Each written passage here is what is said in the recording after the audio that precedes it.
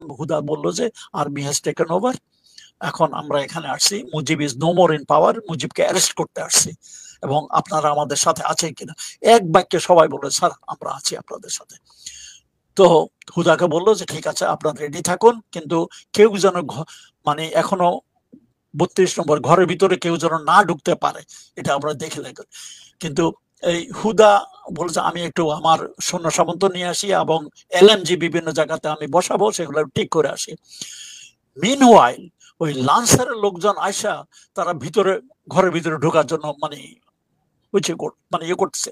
আর একটু বছরে দোতলা থেকে নিচে এসে কমর্শন সমস্যা শুনে উপরের থেকে শেখ কামাল, শেখ মুজিবের বড় ছেলে, তখন ক্যাপ্টেন কামাল, কিন্তু সে তার স্টেন গান না কেড়ে উপর থেকে গোলা ছুটতে ছুটতে নিচে দোতলা থেকে নিচে আসছে। আর আরো বলা হয়েছে উপরে দোতলা থেকে সুলতানা শেখ কামালের ওয়াইফ, সেও একটা মানে অটোমেটিক রাইফেল দিয়ে দোতলা থেকে নিচে যে জমাত হয়েছে তারা বুঝতে পারছে তারা কেউ অ্যাটাক করতে আসছে, মানে 32 নম্বরে মুজিবের বাসী, ওখান থেকে গোলাগুলি করছে।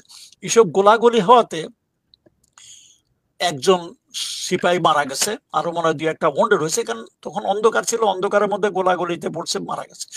এই এখন চোখের সামনে তাদের একজন সিপাহী মারা গেছে, এটা দেখে অন্যান্য সিপাহীরা খেপে গেছে। গুলি আগে স্যার শুরু হলো কাদের পক্ষ থেকে? মানে বজলুল হুদার কথা মতো শেখ কামাল এবং তার ওয়াইফ সুলতানা, এই দুজনের থেকে গোলাগুলি। শেখ কামাল সিঁড়ি বেয়ে নিচে আসতেছিল, গোলাগুলি চিল্লাইতে চিল্লাইতে, মিলিটারি পুলিশ ভাই ভাই আমাদের অ্যাটাক হয়েছে আপনারা আমার সাথে আসেন, সে গোলাগুলি করতে করতে নিচে নামে আসছে। আর উপরে দোতলা থেকে সুলতানা কামাল ওই নিচে সৈন্যদেরকে গুলি করছে, ওখান থেকে শুরু হয়েছে প্রথম। তারপরে যখন ওই দেখলো যে একটা ছেলে মানে উপরের দোতলার গুলিতে একটা সিপাহী মারা গেছে আর্টিলারির নিচে সামনে, অন্যরা খেপে গেছে। তখন একজন নাকি বলে উঠলো শালার গুষ্টি শুদ্ধ শেষ করে দেয়।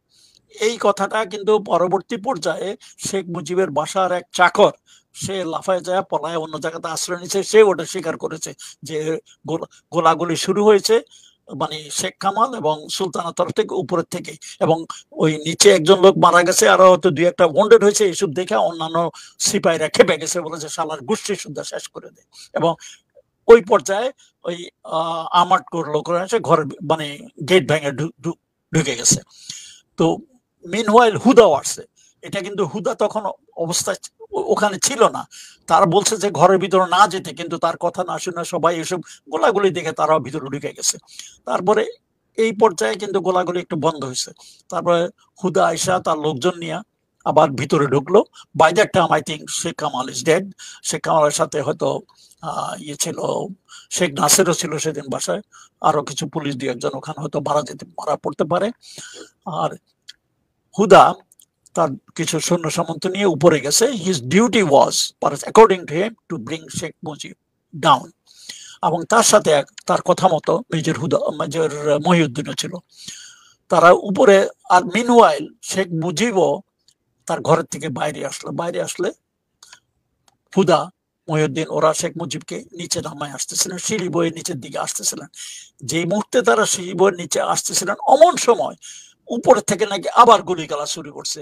এই সময় শেখ জামাল, সেও ওই রুমে, শেখ জামাল এবং সুলতানার ও দুজনেই এলো পাতাড়ি গুলি গালা শুরু করছে। এক গুলিতে এই মুজিবের পিছনে ছিল একটা সিপাহী পড়ে গেছে, মানে বন্ডেড। আর গুলিগালা আওয়াজ শুনে মহিউদ্দিন এবং হুদা ওরা দুজনে ডাক, শেখ মুজিব তখনও দাঁড়ানো ছিল, এবং তারা ডাক করে বাঁচে গেছে গোলাগুলি শুরু করতে। আর এই গোলাগুলির আওয়াজে গেটে দিয়ে বাই দ্যাট টাইম অন্যান্য লান্সারের লোকজন যারা আসছে তারাও মানে ঢুকে এসে একেবারে মানে পাগলের মতো হয়ে গেছে, তারা পাল্টা গুলি দিয়ে। এবং মুজিব উনি নিজে অনেক বড় লোক, লম্বা চড়া, আর গুলি ওই মুজিবের গায়ে লাগছে সবগুলো, নিচের থেকে গুলি করছে, and he fell down and streaming blood. এই হলো মানে হুদার। এই যে আমরা ওই যে মুহিত সম্ভবত এই যে মামলার আসামি, সেই ব্যক্তির বক্তব্য শুনি যে রাসেল এসেছে, আমাকে বাঁচাও সিনেমার মতো করে দৌড়ে এসেছে, তারপরে ওনার কোলে জড়িয়ে ধরেছে, উনি বলেছেন না ওকে মেরো না। হ্যাঁ, তারপরে মানে এই যে সিনেমা নাটক এগুলো এগুলো কি হয়েছিল কেন? এটা ইলিয়াস, এটা নাটক। তুমি চিন্তা করো ওই পরিস্থিতিতে কোন একটা বাচ্চা তার মাকে ছেড়ে আসবে, বা মাওকা এরকম 10 বছরের 9 বছরের বাচ্চাকে ছেড়ে দেবে? না, তার আর কোল থেকে টেনে হেসড়ে নিয়ে আসা হয়েছে, মুহিতের কাছে এগুলা এনেছে, এগুলা কাহিনী বানানো হয়েছে, এগুলা কাহিনী বানানো হয়েছে কাহিনীকে একটা নাটকীয় মোড় দেওয়ার জন্য। এগুলো একটা মানে চিন্তা করার বিষয়। আর কিন্তু ঠিক 9-10 আছে, মানে বছরের তারা একটা তারা এক ছেলে জায়গাতেই যে থাকে তার স্যার, মা বাট আর মাও কি ছেড়ে দেবে সে না স্যার, বাচ্চাকে? বাট স্যার অত ছোট বাচ্চাদেরকে মারতে হলো কেন, মানে ওদেরকে কেন না, মারলো? এটা কেন সেটা আমি পরে আসতেছি। হুম, কাহিনীতে বলা হয়েছে তাকে মারছে, ওখান থেকে নিয়ে পয়েন্ট ব্ল্যাঙ্কে নাকি মারা হয়েছে, এগুলা কাহিনী বানানো হয়েছে। অত আমি জানি না, আমি ওখানে ছিলাম না, যাতে হুম, আমার মনে হলো যে এগুলো কাহিনী বানানো হয়েছে। তারপরে সবাই কিন্তু ওই একটা দোতলার একটা রুমের মধ্যে বন্ধ ছিল। শেখ মুজিব চলে আসলো, বাকি সবাই তারা অনেক শেখ মুজিবকে মানে যাতে না নিতে পারে চেষ্টা করছিল, কিন্তু পারে নাই। শেখ মুজিব নিজে নিজে থেকে আসছে। প্রথম তো সে খালি গায়ে আসছিল, তারপরে মনে হয় হুদা বলছিল যে আপনি জামা পরে আসেন। তারপরে তাকে পাঞ্জাবি দেওয়া হলো, পাঞ্জাবি পরা ছিল, তার তাম্বাকু এসব দেওয়া হলো, ওখানে নিয়ে নিলো তাম্বাকু। মনে হয় ইয়ে হুদা মনে হয় নিজেই মনে পাইপ এবং তাম্বাকু নিলেন। নিচে নামার সময় তখন এই গোলাগুলি হয়ে গেল আর কি। কিন্তু ওরা যখন শেখ মুজিব পড়ে গেল, তখনই আবার আরেক রাউন্ড গোড়াগড়ি উপরের থেকে শুরু হলো নিচের দিকে। তো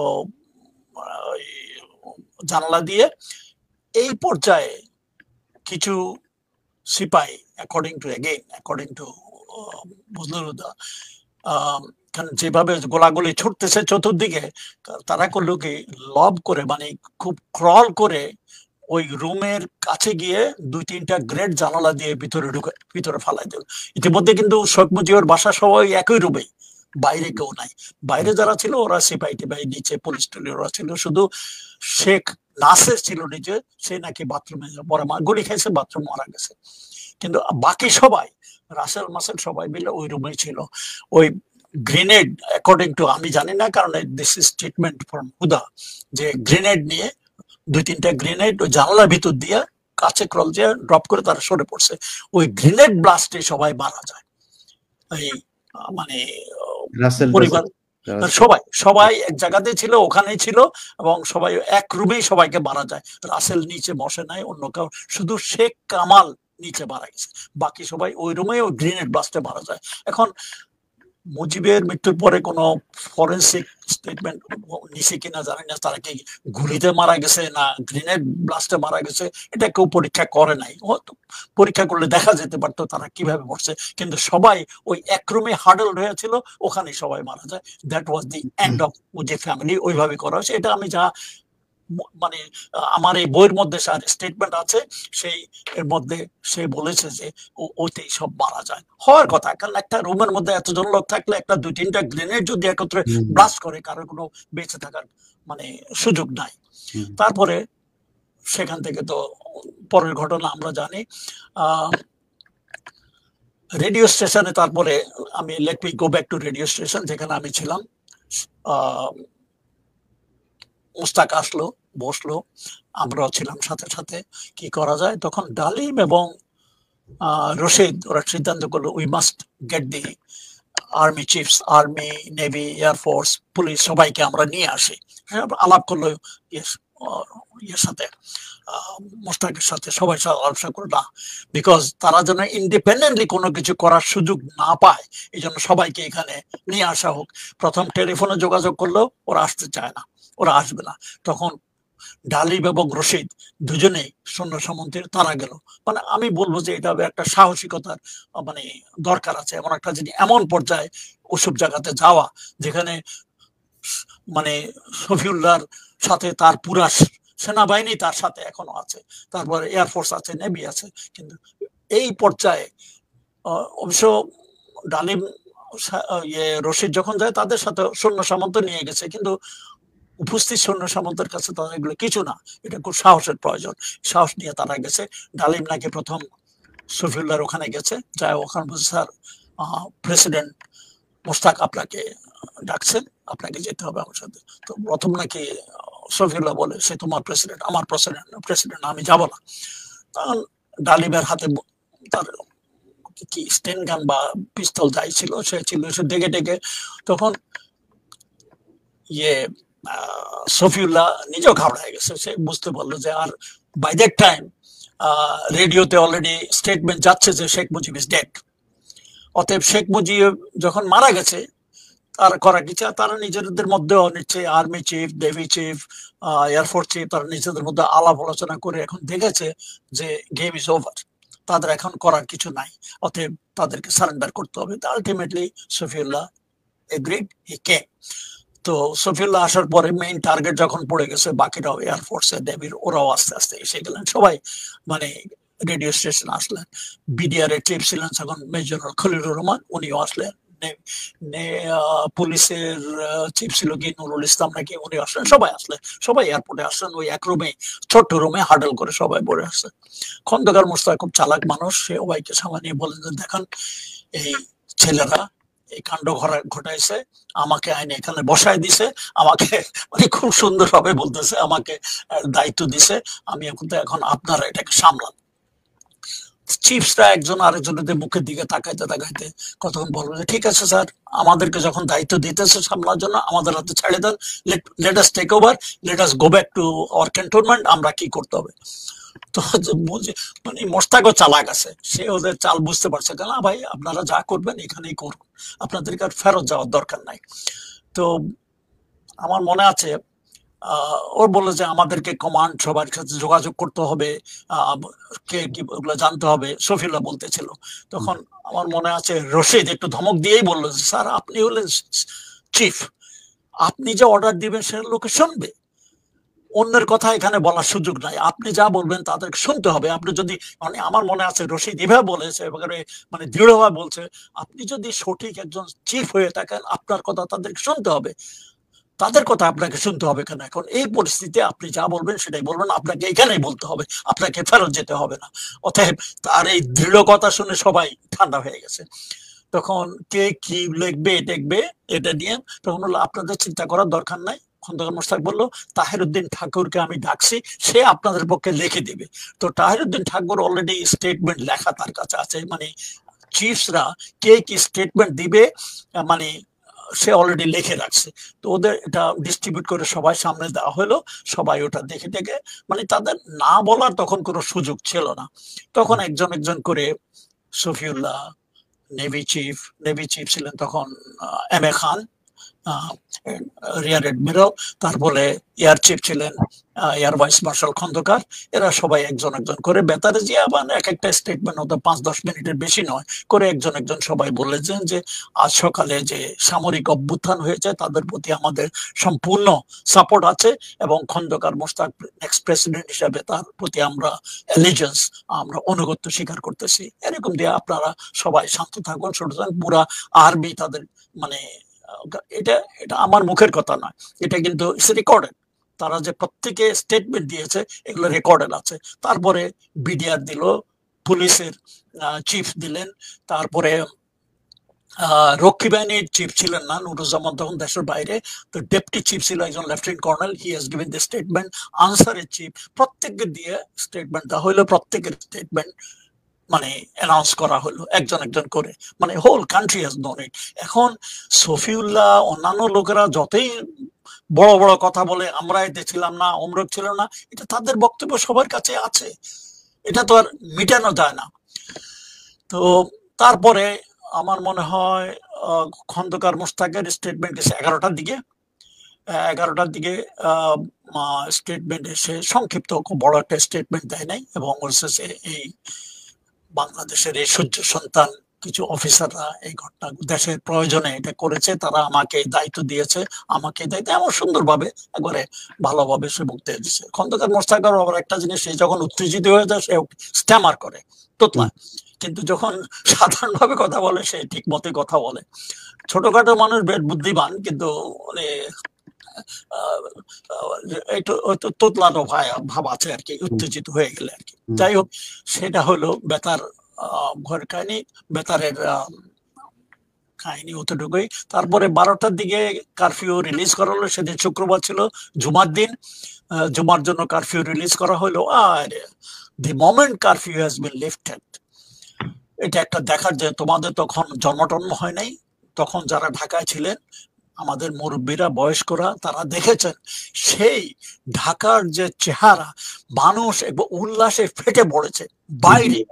সারা মানে ঢাকা তখন, ঢাকার লোক সংখ্যা এখনকার মতো এত বেশি ছিল না, কিন্তু যেই সংখ্যার লোকজন ছিল সবাই বাইরে এসেছে উল্লাস করতে। হুমায়ুন আহমদের নাম সবাই জানে, কথা সাহিত্যিক, পপুলার। হুমায়ুন আহমদের দেয়াল দেয়াল বইতে উনি লিখেছেন,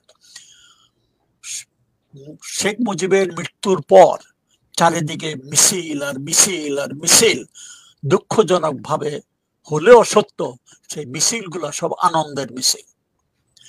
শারমিন আহমদ, তাজউদ্দিনের মেয়ে শারমিন আহমদ একটা বই লিখেছেন, তাজউদ্দিন নেতা এবং পিতা, সেই বইতে ইনিও লিখেছেন তাদের কাজের ছেলে বাইরে গেছে, বাইরে যায় এসে ফেরত দিলে, আম্মা বাইরে লোকজন আনন্দে আত্মহারা, আনন্দে মিছিল, আনন্দে মুজিবের হত্যার ব্যাপারে। তারপর শারমিন আমাদের লেখাতে আরো কিছু আছে মুজিব কাকুর ব্যাপারে, সে অনেক কিছু লিখেছে। তো এই হলো তখনকার ওই ঢাকার চেহারা, মানুষের আনন্দ। আরেকটা জিনিস হলো,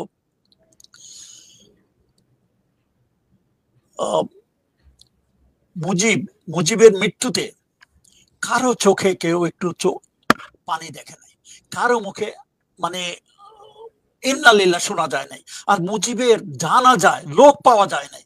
ইভেন হাসিনার নিজের কথা, যেটা আমার ফাঁসি চাই মতিউর রহমান মিন্টু লিখেছেন, যে তার নিজের কথা 10-15 জন লোক ধরে এনে তার বাপের জানাজা করা হয়েছে। এটা হাসিনার কথা। আপনারা নাকি স্যার লোকজনকে যেতে দেন না এই জানাজা করতে, মানে ওই লাশ দেখতে নাকি 32 নম্বরে যেতে এই দিতে পক্ষে চান। আমি বলতে চাই, সরি কি হলো, ওকে, জি, ঠিক আছে। এই উপলক্ষে আমি একটু বলতে চাই, ওকে, আমাদের মধ্যে তখন ছিল, আমাদের সাথে ছিল 2টা ইউনিটের, মানে 2 ফিল্ড আর্টিলারি এবং 1 লান্সার, এই 2টা ইউনিট। লান্সার এবং আর্টিলারির লোক সংখ্যা কিন্তু ইনফ্যান্ট্রির মতো না, 2 ইউনিটে সব মিলে হয়তো 250, মানে সব মিলে 400-500 লোক হবে ইনফ্যান্ট্রি ইউনিটের জন্য। এই জন্য আমরা অপেক্ষা করতেছিলাম, কিন্তু আসে নাই। এই 400-500 লোকদেরকে দিয়েই আমরা এটা করেছি। এখন এই 400-500 লোকের মধ্যে যে টার্গেট 4টা এয়ারপোর্ট বিভিন্ন জায়গায় ছিল, এরা ওখানেই ব্যস্ত ছিল। সারা বাংলাদেশে 400 লোক ছিল না, আর ঢাকা শহর চতুর্দিকে তারা ছিল না। আরেকটা মজার জিনিস হলো, যে ট্যাঙ্কগুলা গেছে, এই ট্যাঙ্কগুলার যে মেইন গানের কিন্তু গোলা ছিল না, কারণ গোলা থাকে জয়দেবপুরে একটা মানে সুরক্ষিত জায়গায়। মজার ব্যাপার হলো, যে মোমেন্ট খালেদ মোশাররফ জানতে পারলো যে ট্যাঙ্কের মধ্যে গোলা নাই, খালেদ মোশাররফ সাথে সাথে হাতে একটা স্লিপ লিখে দিল যে গোলা রিলিজ করো। Khaled Musharraf was the first officer to react positively to the coup, মানে পক্ষে। কিন্তু কিন্তু স্যার আওয়ামী লীগ তো এখন বলে যে খালেদ মোশাররফ হচ্ছে ওনাদের লোক, খালেদ মোশাররফের পরিবারও দেখি হাসিনার কাছ থেকে পুরস্কার টাকা পয়সা নেয়। এটা হলো চোর বালালে বুদ্ধি পারে। এখন কথা হলো, ঘটনার পরে লোকে অনেক কাহিনী বানায়, যেমন 15ই আগস্টের পরে জাসদের লোকজন সবাই মনে করে আমরা এটা ঘটাইছি। আমরা, একটা কথা আছে না, কোন একটা সাকসেসফুল স্টোরির পেছনে অনেক বাপ আছে, আর জনগণটা মানে আনসাকসেসফুল দিকের কোনো বাপদাদা নাই, সেরকম কাহিনী সবাই বলে খালেদ মোশাররফ।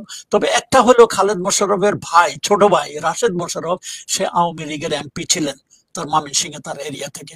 এবং খালেদ মোশাররফের মা, সেও মোটামুটি মনে হয় যারা আওয়ামী লীগ করতো স্যার সারা দেশেই তো তখন অলরেডি বাকশাল হয়েছে, বাকশাল প্রতিষ্ঠিত আছে, মানে এই এদের তখন প্রতিক্রিয়া কি ছিল? সাধারণ মানুষ নয় মিষ্টি খেলো, ঈদ মোবারক করলো, কিন্তু তাদের কোনো প্রতিক্রিয়া ছিল না। কারণ বাকশাল যদিও এটা একটা আওয়ামী লীগে, আমার মনে আছে কারো একজনের কাছে শুনেছি, মানে কে একজন মুজিব নাকি বাকশাল করার মুজিবের কাছে বলছিল, মানে মুজিব ভাই সারা জীবন আপনি আওয়ামী লীগ করলেন, আর এখন আওয়ামী লীগ বাদ দিয়ে বাকশাল করলেন। তখন উনি নাকি জবাব দেয়, আরে আওয়ামী লীগে আমার জন্ম, আমি কি আওয়ামী লীগ ছাড়তে পারি? আওয়ামী লীগ যায় নাই, বাকশাল করি আর যাই করি আওয়ামী লীগে। এটা আসলে ঠিকই, ওই বাকশাল বলতে আপনার আওয়ামী লীগে। যাই হোক, আওয়ামী লীগের প্রতিক্রিয়া ওই সময় যে অলরেডি মুজিব মারা গেছে, খন্দকার মোশতাক সে একজন আওয়ামী লীগের দ্বিতীয় র্যাঙ্কের আওয়ামী লীগের বড় অফিসার, সে এখন প্রেসিডেন্ট। আর একটা জিনিস দেখো, খন্দকার মোশতাকের যে ক্যাবিনেট সবাই কিন্তু আওয়ামী লীগের, কেউ বাইরের কেউ নাই। আর এই যে যারা কু করেছে তারাও কেউ নাই, কারণ তারা কেউ ক্ষমতার জন্য কু করে নাই, তারা দেশকে উদ্ধার করার জন্য, রক্ষার করার জন্য এই কুটা করেছে, করে তারা সামরিক বাহিনীর উপরে ছেড়ে দিয়েছে, মানে খন্দকার মোশতাক পলিটিক্যাল ফোর্সের উপর ছেড়ে দিয়েছে। এরা সবাই কিন্তু আওয়ামী লীগে ছিল, এরা কেউ ছিল না। অতএব তাদের পাল্টা কোনো সেদিন ঢাকার মধ্যে আওয়ামী লীগের বা এই যে শেখ মুজিব মারা গেছে বা এই কুর বিপক্ষে একটা লোকও কোনো কুশব্দ বাইরে শোনা যায়, সবাই যা দেখা গেছে আনন্দ।